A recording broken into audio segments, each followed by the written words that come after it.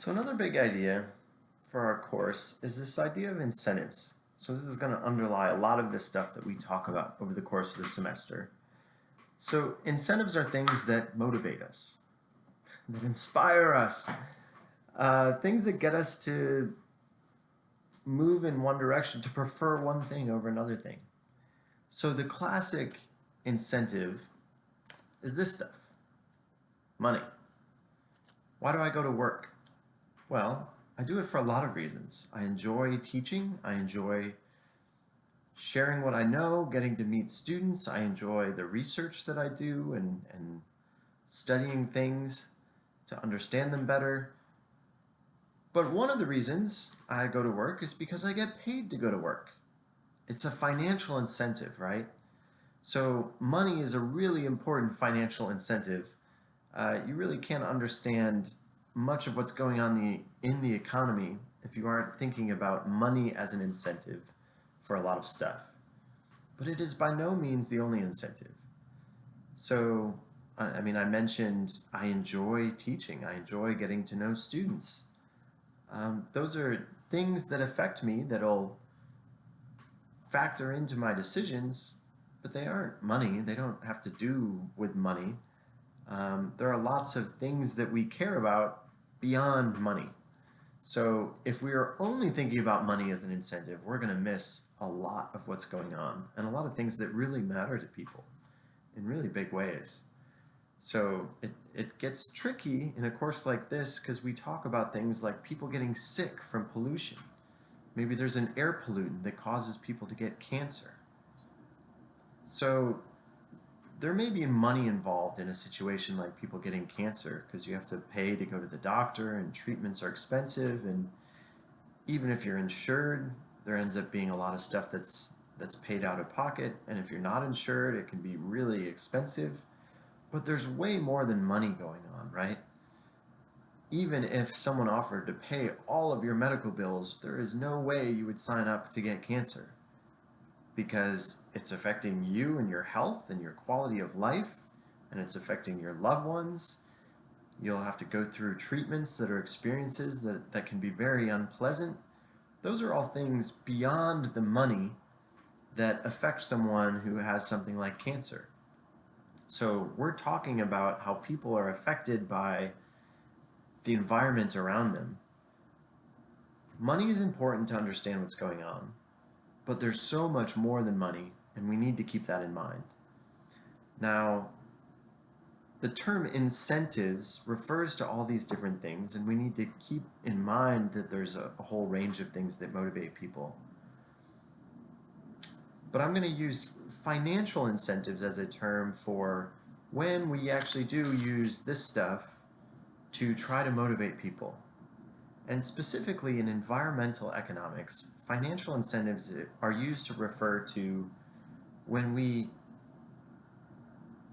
offer people money to do more of the things we want more of. And so usually that's better environment, higher environmental quality. There's a flip side. Financial incentives can also take the form of people who are doing things that we don't want more of, such as polluting the environment. We make them pay for. So that's also a financial incentive. So that term, financial incentives, in an environmental economics class is often used to describe programs that you'll often hear economists supporting.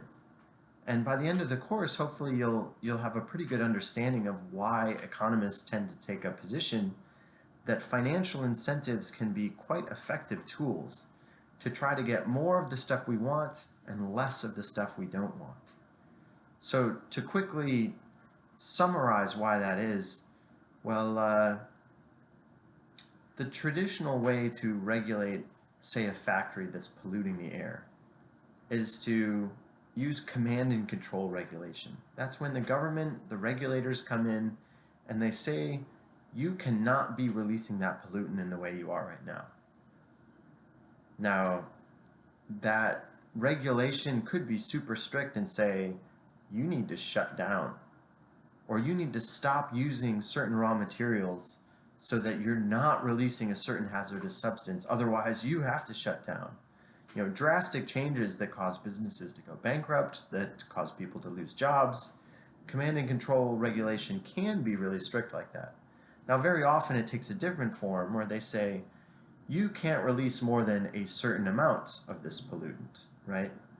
And then the factory is going to have to decide what it's going to do. Is it going to scale back production levels? Is it going to invest in pollution abatement technology? So that's also a form of command and control regulation. Sometimes it takes a form of a technology standard where the regulator come in and says, if you're doing what you're doing, you need to put a certain sort of scrubber on your smokestack to get a bunch of this nasty stuff out of the smoke that you're releasing. So again, that's the government coming in saying you kind of have to do a certain thing. What happens if you don't do it? Well, command and control regimes have enforcement mechanisms, usually fines, often the possibility of criminal charges, jail time if you do not comply. A lot of times they can confiscate your property, whether that's your product, your factory, the land it's on. So, I mean, these things can be very serious. Of course, if they're not enforced in a strict way, then you could have the strictest laws in the world and it wouldn't do very much if there's not much enforcement in place. At least that's how an economist would tend to look at it, looking at the incentives that are created, right? So again, we're looking at these incentives. The threat of jail time is a big incentive to change behavior. Does it always work? No. I mean, we see that in general criminal law, right? We have incentives to try to prevent people from committing crimes. Do they still commit crimes? Yes. Does that mean criminal law doesn't work? Well, no. I mean, it's doing something. Things could be a lot worse, trust me. So we've got incentives in a command and control situation. Threat of jail time, threat of taking away your stuff if you don't comply. Financial incentives instead would say, if you're going to release this stuff, you're going to have to pay $2 for each pound of it that comes out of your smokestack. We're going to require you to monitor so we know how much goes out, and you're going to have to pay essentially a tax on each pound of this pollutant that you release. So that's a little different from a fine. We're not telling them they can't release it or even that they can't release more than a certain amount. The factory has a choice of how much pollution to release.